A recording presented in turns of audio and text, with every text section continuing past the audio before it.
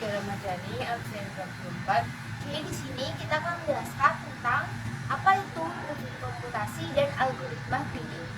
Yang pertama ada berpikir komputasi. Berpikir komputasi itu kemampuan untuk menyelesaikan masalah dan merancang solusi dan memahami konsep-konsep melalui pendekatan terinspirasi oleh pemikiran komputer. Berikut ini alasan mengapa berpikir komputasi itu penting. Yang pertama, membantu pemecahan masalah. Yang kedua, literasi digital. Yang ketiga, memahami teknologi. Yang keempat, untuk proses pendidikan. Yang kelima, mengambil keputusan yang lebih baik. Yang keenam, berpikir kreatif. Dan yang terakhir adalah membangkitkan inovasi. Lalu selanjutnya ada pengertian algoritma grading. Algoritma grading merupakan metode yang digunakan dalam suatu penyelesaian masalah optimasi yang diselesaikan secara bertahap atau step by step. Yang selanjutnya ada prinsip algoritma grading. Yang pertama itu ada unique choice property. Nah, prinsip ini tuh menyatakan bahwa setiap pilihan yang diambil oleh algoritma grading pastinya sudah dipilih yang terbaik dari segi lokal tanpa mempertimbangkan solusi global secara keseluruhan. Kemudian yang kedua ada optimal substructure. Prinsip ini menyatakan bahwa solusi optimal untuk sebuah masalah itu dapat dicapai melalui kombinasi solusi optimal untuk submasalah yang lebih kecil. Yang ketiga ada proses grading. Nah, di sini proses yang dilakukan oleh algoritma grading itu memilih opsi terbaik pada setiap langkahnya. Kemudian yang keempat ada analisis kebenaran algoritma grading. Nah, algoritma grading itu tidak akan selalu menghasilkan solusi optimal, sehingga dibutuhkan analisis kebenaran apakah algoritma ini tuh cocok untuk masalah tersebut atau tidak.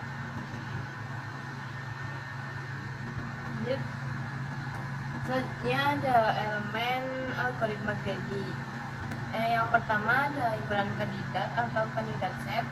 Himpunan kandidat adalah kumpulan elemen atau tindakan yang tersedia untuk dipertimbangkan pada setiap langkah grading.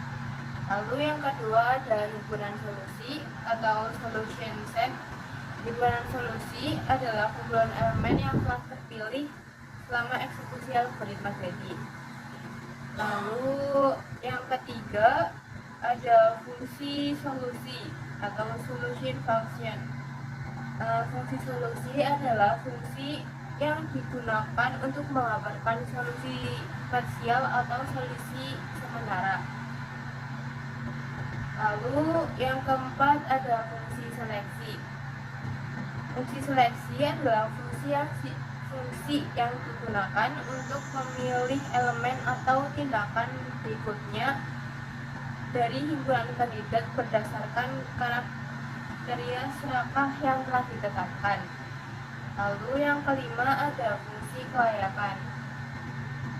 Fungsi kelayakan adalah fungsi yang menilai apakah solusi tersebut yang sedang dibangun memenuhi persyaratan.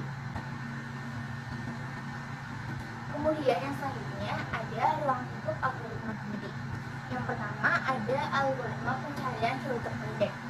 Algoritma ini digunakan untuk mencari jalur terpendek antara dua simbol. Kemudian yang kedua ada algoritma pemrograman dinamis. Di sini semisal kita memiliki sejumlah item dengan berat dan nilai tertentu. Nah, tujuan dari algoritma ini adalah untuk memiliki item-item tersebut agar total nilainya maksimal dan total beratnya tidak melebihi kapasitas tertentu. Kemudian yang ketiga ada algoritma pengaturan jadwal. Di sini semisal kita mempunyai sejumlah tugas dengan waktu mulai dan waktu selesai yang berbeda. Tujuan dari algoritma ini adalah untuk menentukan urutan pelaksanaan tugas-tugas tersebut agar jumlah tugas dapat diselesaikan dengan maksimal.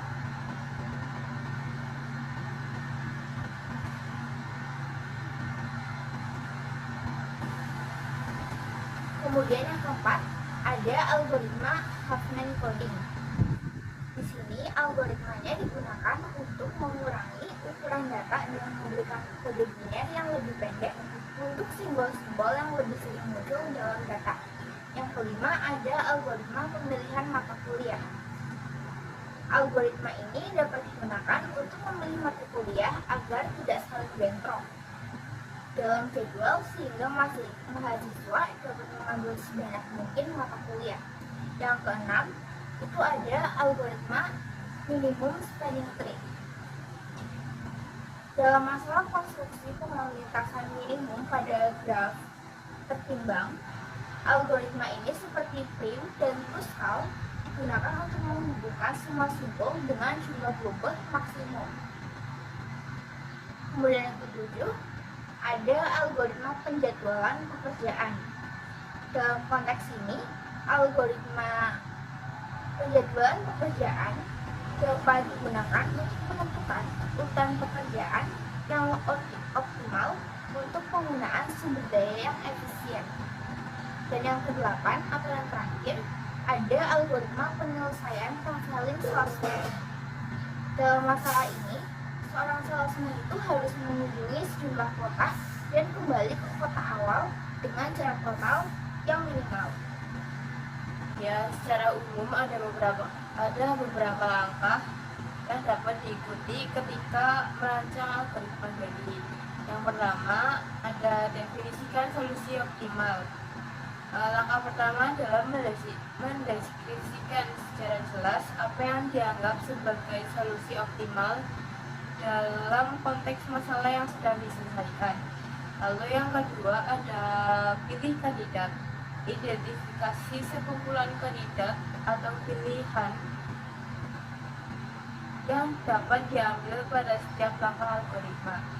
Lalu yang ketiga ada tetapkan kriteria Gradient. Tetapkan suatu kriteria atau aturan yang menilai setiap kandidat yang tersedia pada langkah tertentu. Lalu yang keempat ada pilih kandidat terbaik. Pilih kandidat terbaik yang sesuai dengan kriteria Gradient pada langkah tersebut. Lalu yang kelima ada evaluasi konsekuensi. Mempertimbangkan konsekuensi dari pemilihan kandidat pada langkah sebelumnya. Yang keenam ada iterasi. Ulangi langkah 3 hingga 5 sampai Anda mencapai solusi yang dianggap optimal. Lalu yang ketujuh ada verifikasi sosial. Verifikasi solusi.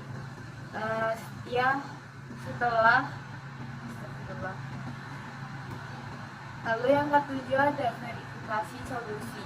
Setelah algoritma selesai, periksa apakah solusi yang dihasilkan memenuhi kriteria optimal yang telah ditentukan.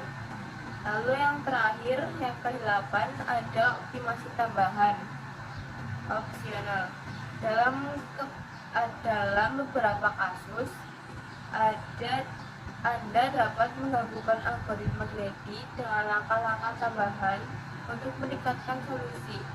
Ini sering disebut sebagai processing atau stepwise refinement. Sekian penjelasan dari kami, kurang lebihnya mohon maaf. Wassalamualaikum warahmatullahi wabarakatuh.